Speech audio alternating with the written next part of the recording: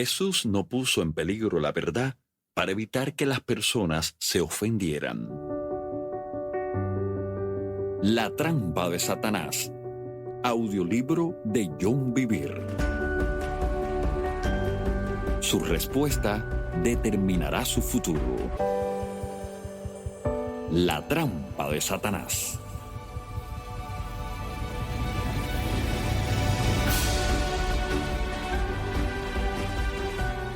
Capítulo 9.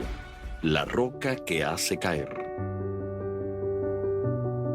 He aquí, pongo en Sión la principal piedra del ángulo, escogida, preciosa, y el que creyere en él no será avergonzado. Para vosotros, pues, los que creéis, él es precioso, pero para los que no creen, la piedra que los edificadores desecharon ha venido a ser la cabeza del ángulo, y piedra de tropiezo y roca que hace caer, porque tropiezan en la palabra, siendo desobedientes, a lo cual fueron también destinados. Primera de Pedro 2, del 6 al 8.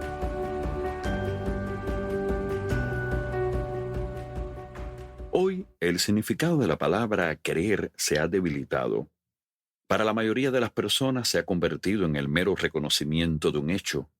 Para muchos, nada tiene que ver con la obediencia. Sin embargo, en el pasaje que escuchamos al inicio del capítulo, las palabras creer y desobedientes son presentadas como opuestos. Las Escrituras nos exhortan a que todo aquel que en Él cree, en Jesús, no se pierda, mas tenga vida eterna. Juan 3:16. Como consecuencia de la forma en que hoy consideramos la palabra creer, muchos piensan que lo único que se requiere de ellos es que crean que Jesús existió y murió en el Calvario, y de esa forma estarán en buena relación con Dios. Si este fuera el único requisito, los demonios estarían de igual modo en una buena relación con Él. La Biblia dice: tú crees que Dios es uno, bien haces. También los demonios creen y tiemblan. Santiago 2:19. No hay salvación para ellos. La palabra creer significa en las Escrituras algo más que simplemente reconocer la existencia de un hecho o aceptarlo mentalmente. Si somos fieles al contexto del versículo citado, podemos decir que el elemento principal de creer es la obediencia. Podríamos leer este versículo de la siguiente manera: para vosotros, pues, los que obedecéis, Él es precioso, pero para los que son desobedientes, la piedra que los edificadores desecharon ha venido a ser la cabeza del ángulo y piedra de tropiezo y roca que hace caer. No es difícil obedecer cuando conocemos el carácter y el amor de la persona a la que nos sometemos. El amor es el punto básico de nuestra relación con el Señor, no el amor a los principios o las enseñanzas, sino el amor a la persona de Jesucristo. Si ese amor no está firmemente asentado en su lugar, somos susceptibles a tropezar y sentirnos ofendidos. Los israelitas, a quien el Señor llamó a ser edificadores, rechazaron a la piedra angular de Dios, Jesús. Amaban sus propias enseñanzas del Antiguo Testamento. Estaban satisfechos con sus interpretaciones, ya que podían ser utilizadas para su propio beneficio y controlar a los demás. Por otra parte, Jesús desafiaba todos los legalismos que para ellos eran tan importantes. Él los exhortó: escudriñad las Escrituras, porque a vosotros os parece que en ellas tenéis la vida eterna, y ellas son las que dan testimonio de mí. Juan 5:39.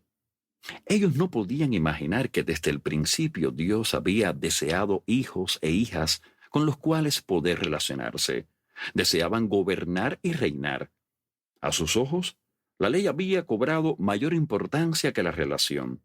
Rechazaban lo que se les daba gratuitamente. Hubieran preferido ganarlo.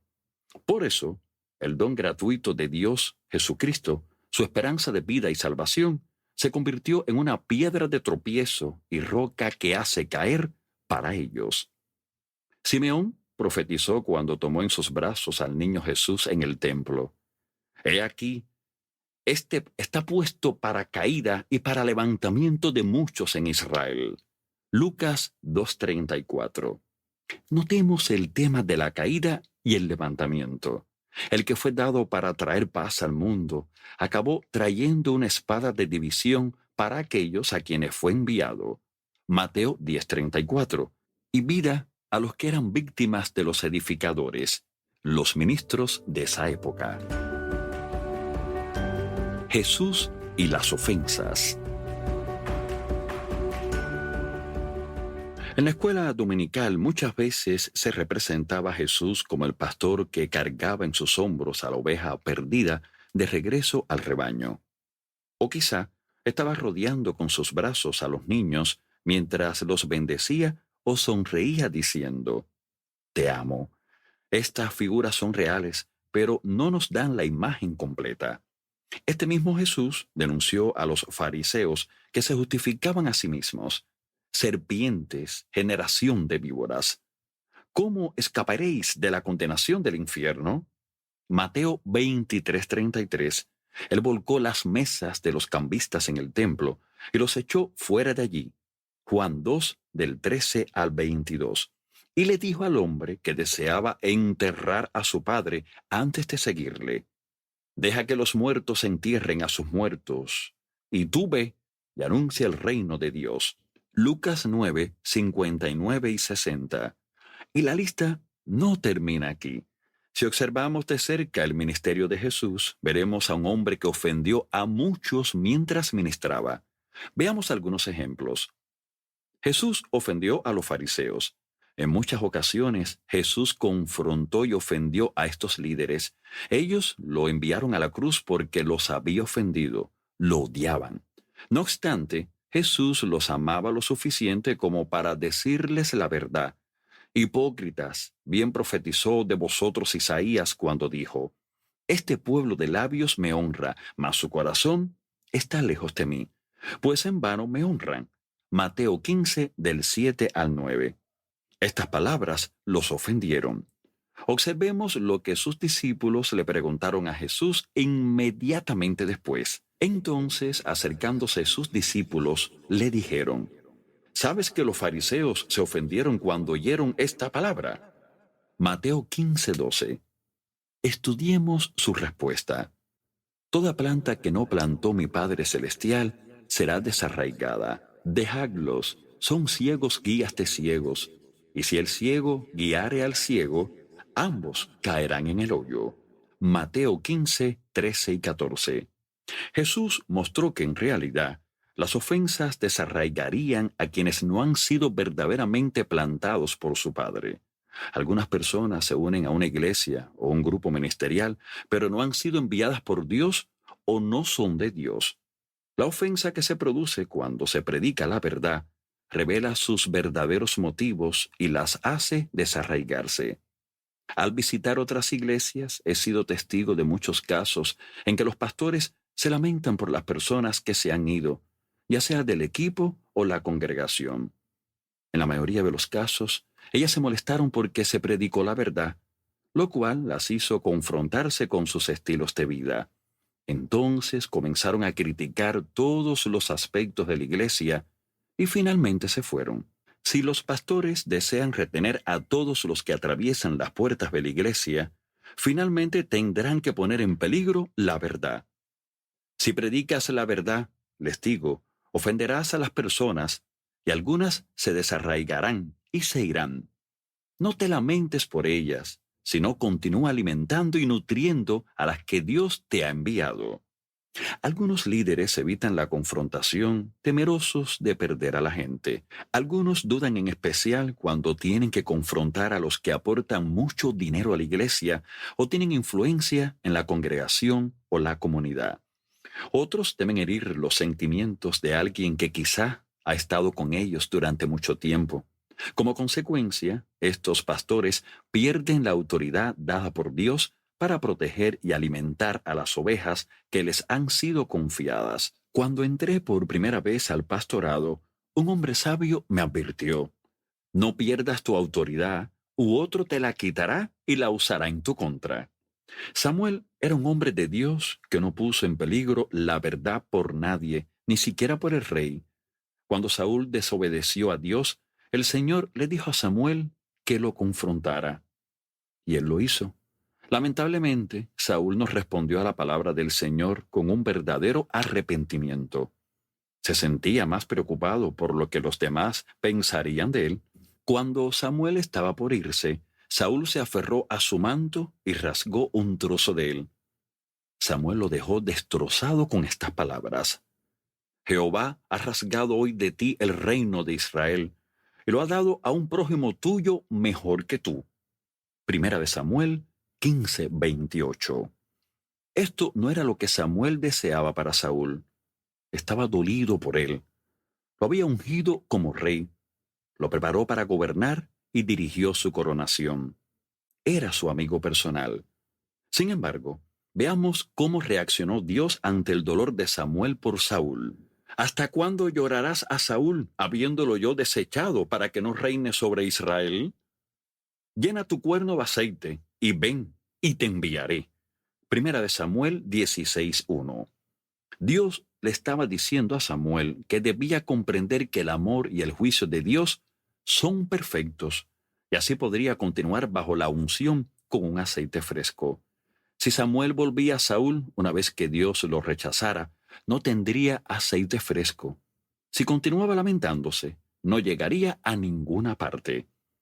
Los pastores que se lamentan y sufren por las personas que dejan la iglesia o que se niegan a confrontar a los miembros porque son sus amigos, terminan viendo cómo el aceite de la unción en sus vidas se seca.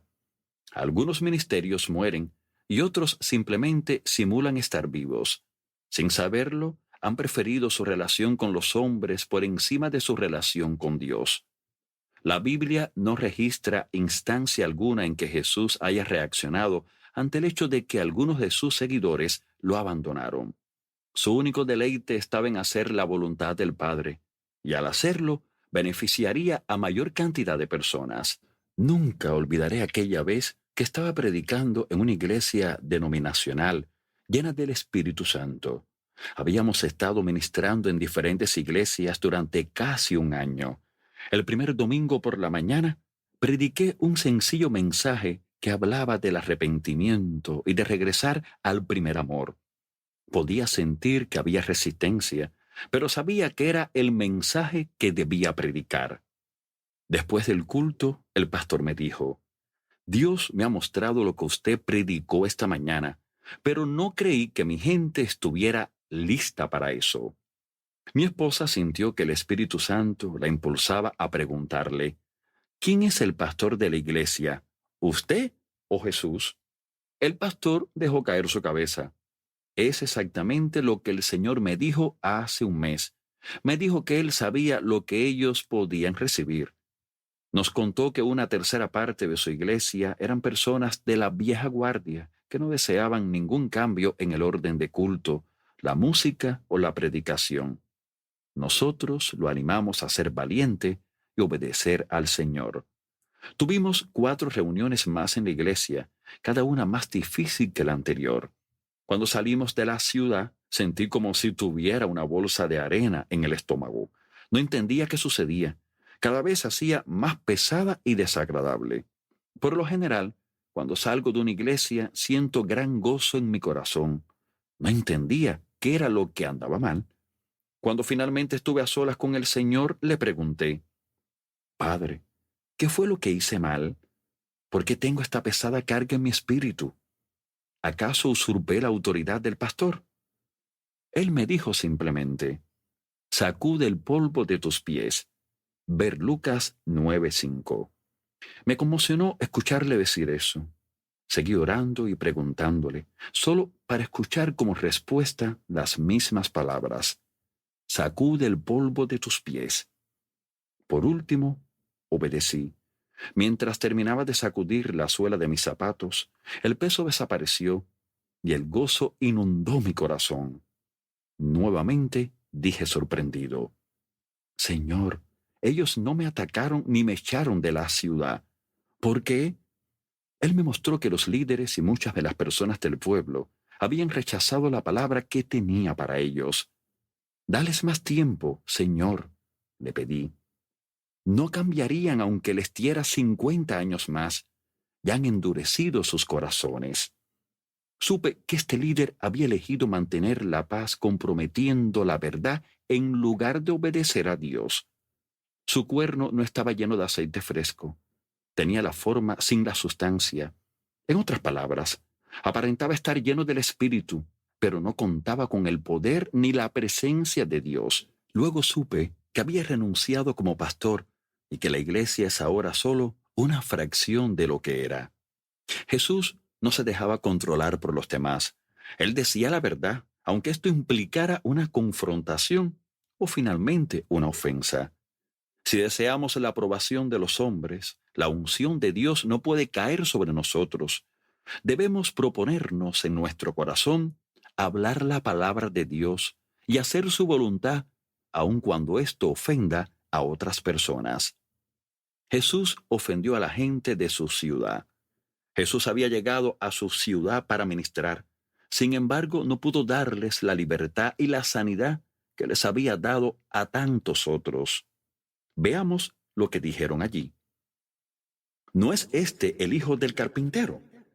¿No se llama su madre María y sus hermanos Jacobo, José, Simón y Judas? ¿No están todas sus hermanas con nosotros? ¿De dónde, pues, tiene todas estas cosas?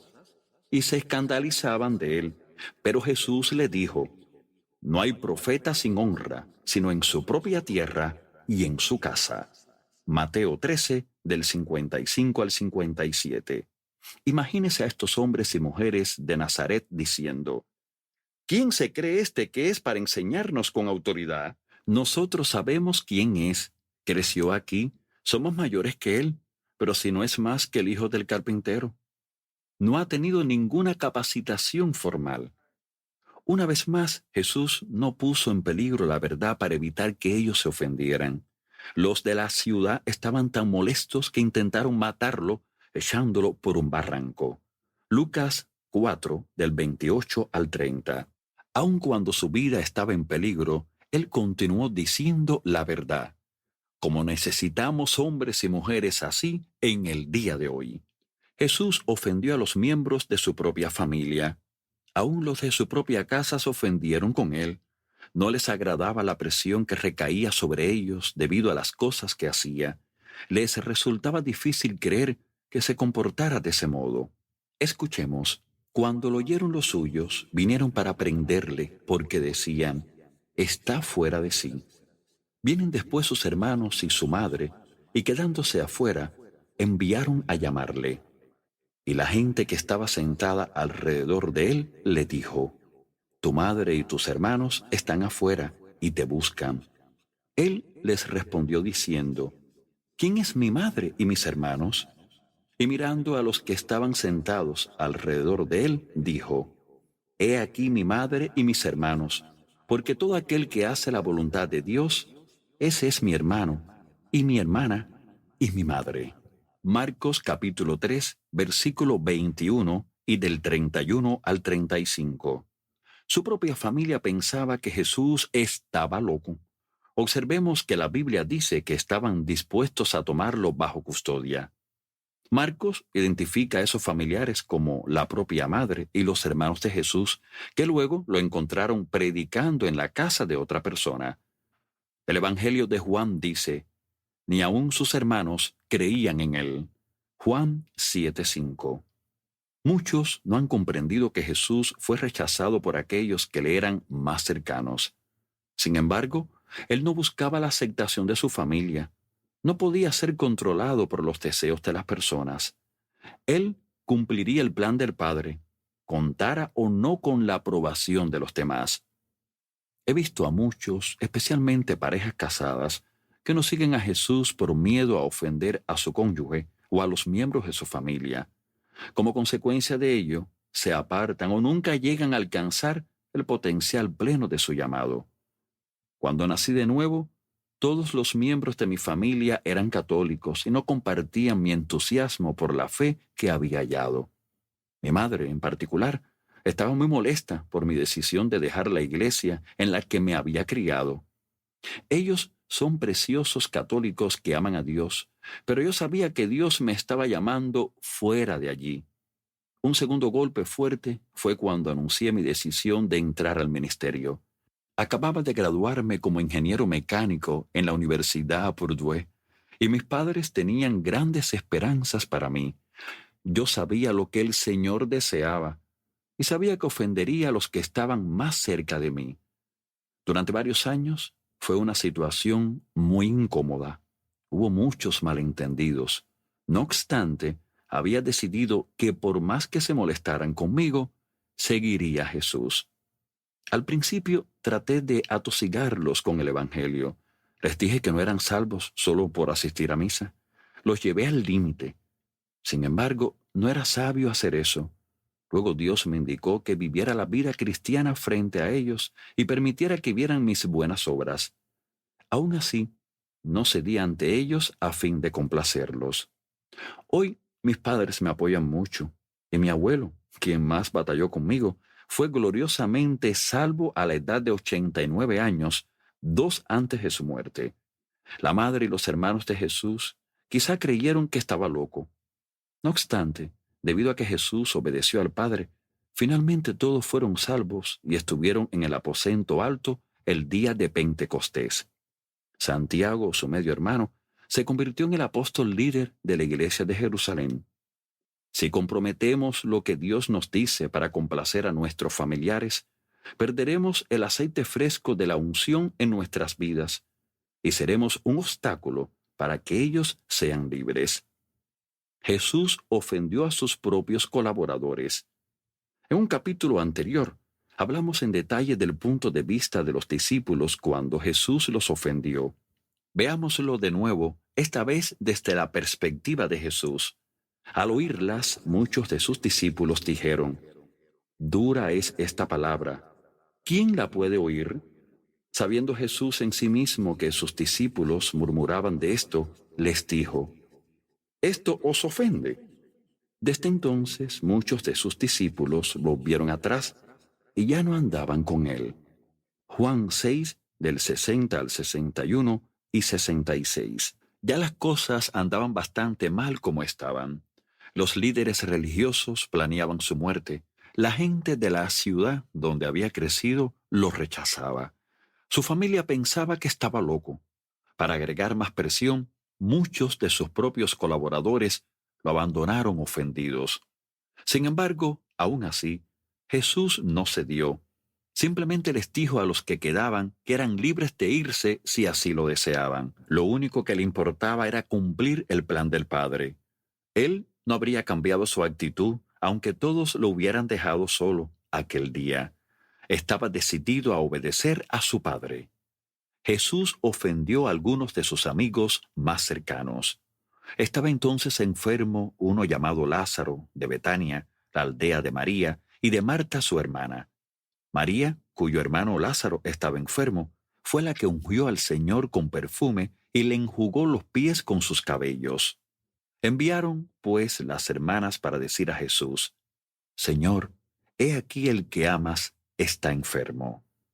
Juan 11, del 1 al 3. Jesús amaba a Marta, a María y a Lázaro. Eran muy amigos. Él solía pasar tiempo con ellos. Observemos su respuesta cuando le dieron la noticia de que Lázaro estaba enfermo.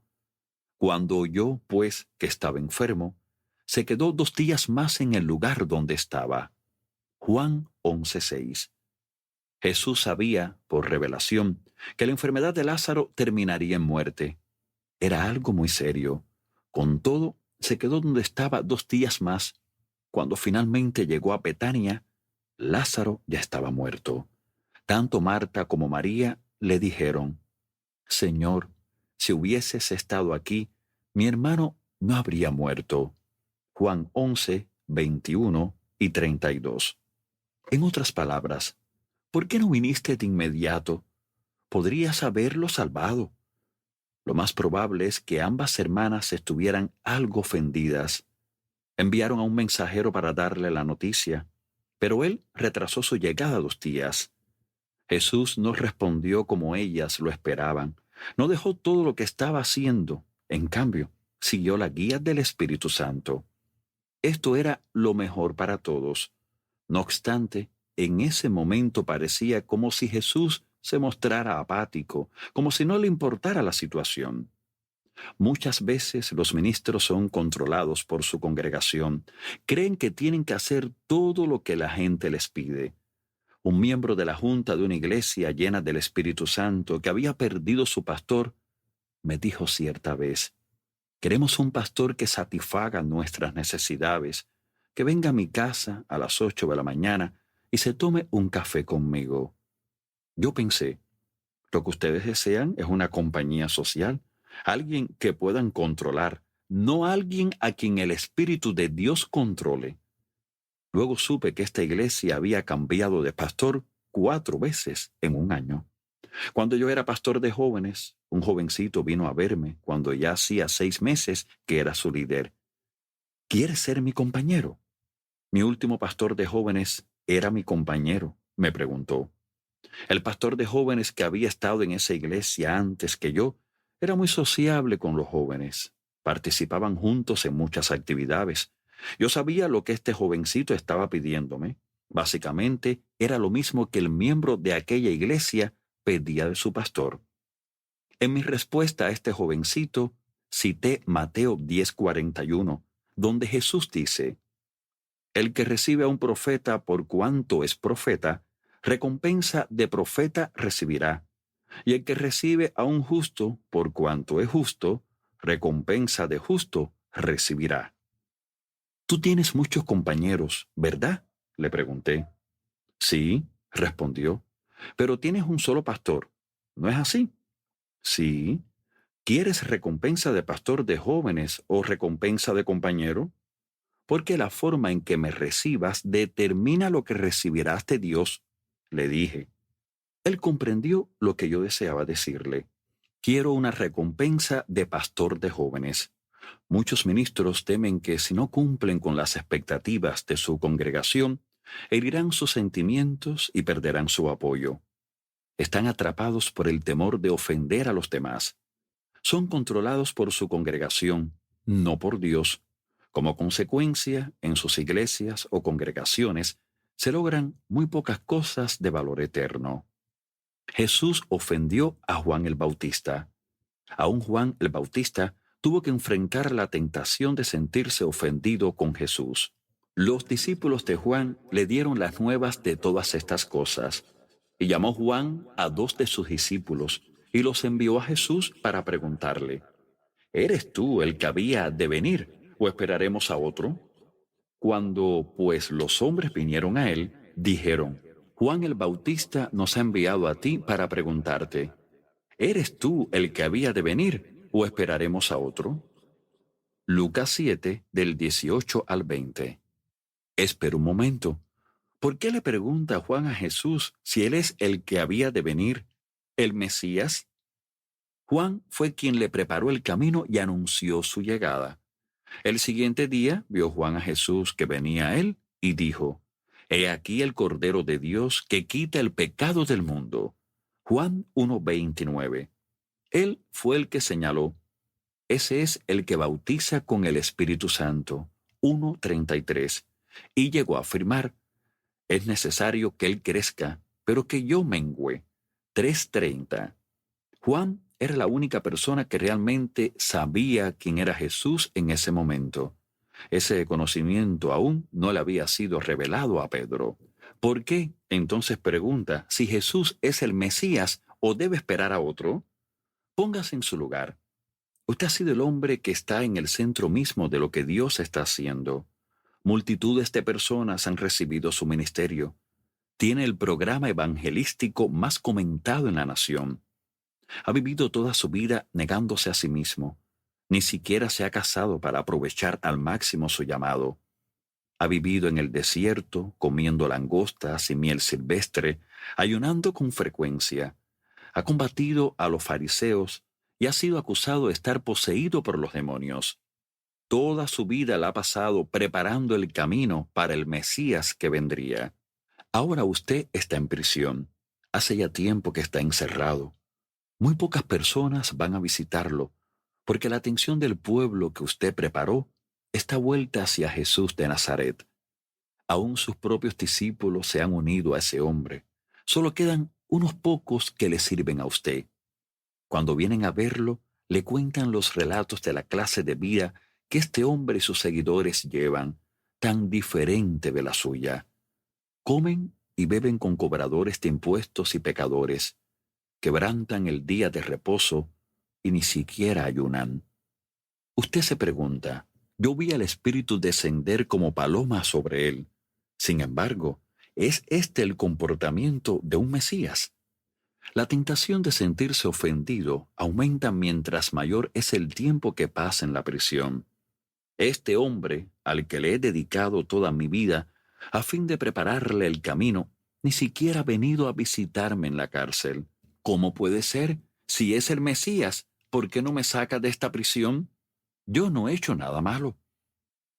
Así que usted envía a 2 de sus discípulos fieles a preguntarle a Jesús, ¿eres tú el que habría de venir o esperaremos a otro? Veamos qué le responde Jesús a Juan. En esa misma hora, sanó a muchos de enfermedades y plagas y de espíritus malos, y a muchos ciegos les dio la vista. Y respondiendo Jesús les dijo, Id, haced saber a Juan lo que habéis visto y oído. Los ciegos ven, los cojos andan, los leprosos son limpiados, los sordos oyen, los muertos son resucitados, y a los pobres es anunciado el Evangelio, y bienaventurado es aquel que no halle tropiezo en mí. Lucas 7, del 21 al 23. La respuesta de Jesús es profética. Cita Isaías, un libro que Juan conocía bien. Los pasajes de Isaías 29, 18, 35, del 4 al 6 y 61, 1 se aplican a todo lo que los discípulos de Juan habían observado mientras esperaban para interrogar a Jesús. Ellos fueron testigos de él como Mesías. Sin embargo, el Señor no termina allí.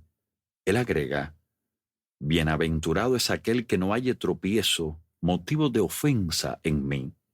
Jesús estaba diciendo, Juan, sé que no comprendes todo lo que está sucediendo y la forma en que hago las cosas, pero no te ofendas conmigo, porque no obro según lo que esperabas.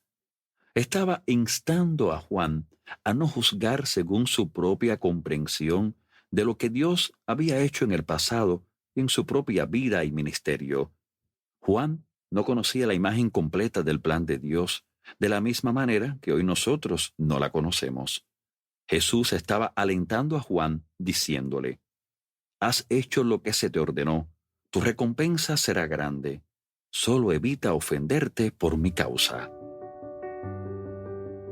Ofensa sin disculpa. Aunque conozcamos bien muchas de las formas de obrar de Dios, como Juan, es posible que tengamos la oportunidad de sentirnos ofendidos con Jesús. Si realmente lo amamos y creemos en Él, lucharemos para evitarlo, porque comprendemos que sus caminos son más altos que nuestros caminos.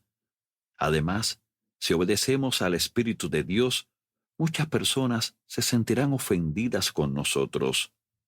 Jesús dijo en Juan 3:8, el viento sopla de donde quiere, y oyes su sonido, mas ni sabes de dónde viene ni a dónde va. Así es todo aquel que es nacido del Espíritu. Algunos no nos entenderán cuando sigamos al Espíritu. No permitamos que esta respuesta desagradable nos desvíe de lo que sabemos que es cierto con todo nuestro corazón. No impidamos el fluir del Espíritu Santo por los deseos de los hombres. Pedro lo resume muy bien. Puesto que Cristo ha padecido por nosotros en la carne, vosotros también armaos del mismo pensamiento, pues quien ha padecido en la carne terminó con el pecado, para no vivir el tiempo que resta en la carne, conforme a la concupiscencia, deseos pecaminosos de los hombres, sino conforme a la voluntad de Dios. Primera de Pedro 4, 1 y 2. Cuando vivimos según la voluntad de Dios, no satisfaremos los deseos de los hombres. Por consiguiente, Sufriremos en la carne. Jesús sufrió la mayor oposición de parte de los líderes religiosos. Las personas religiosas creen que Dios obra solamente dentro de los confines de sus parámetros. Creen que son los únicos que saben cómo actúa Dios.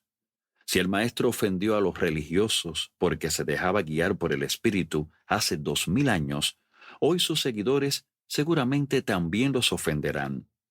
La persecución del apóstol Pablo es un buen ejemplo. Algunas personas en Galacia recibieron la noticia errónea de que Pablo había comprometido el Evangelio de la cruz apoyando a los líderes religiosos que decían que la circuncisión era necesaria para la salvación. No obstante, Pablo corrigió el error. Mírenme, les dijo, estoy siendo perseguido por todos lados por los líderes religiosos. ¿Me harían esto si yo predicara la circuncisión? El hecho de que la cruz es el único camino para la salvación ofende a algunas personas, pero esa es la verdad y de ninguna forma predicaré otra cosa. Ver Gálatas 5:11. Si alguien desafía la verdad del Evangelio, es tiempo de ser ofensivo sin disculparse. Debemos decidir en nuestros corazones obedecer al Espíritu de Dios sin importar el costo. Entonces no tendremos que tomar la decisión cuando estemos bajo presión, porque esa decisión ya habrá sido tomada.